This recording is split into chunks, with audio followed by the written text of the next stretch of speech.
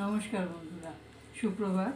আমি বেতুয়া শাক কাটতে বসেছি। এই যে কালকে নিয়ে এসছে বাজার থেকে। হ্যাঁ, এই শাক আমরা কোনোদিন সত্যি খাইনি বা জানিও না। যাই হোক, এখন এই শাকটা কালকে বেছে রেখেছিলাম রাত্রিবেলা। আজকে এখন আমি এটা কেটে নেব। এই কুচি করে কেটে নিয়ে তারপর তো রান্না করবো। এখন কাটি একটু। কাটাটাও খুব মুশকিল, ছোট ছোট পাতা তো। ওই যেভাবে হোক একটু ছোট ছোট করে কেটে নেব। এত ছোট পাতা, এগুলোকে ধরে কাটা খুব সমস্যা।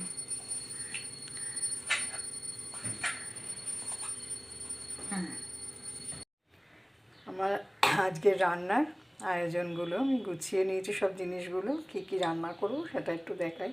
আজকে এই যে বেথুয়া শাক করবো, সকালবেলায় কাটার সময় দেখিয়েছি।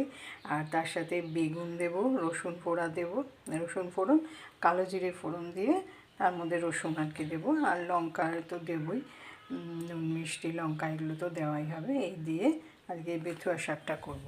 আর এদিকে আমি মুগের ডাল দিয়ে লাউ দিয়ে করব।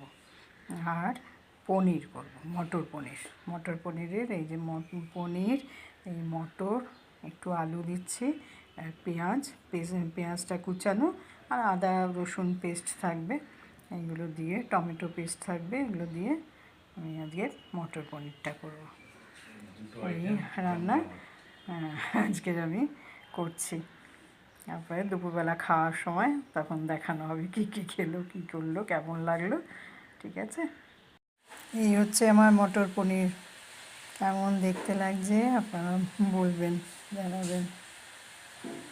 খেতে কেমন হয়েছে সেটা তো আমার হাজব্যান্ড বলবেই দুপুরবেলা।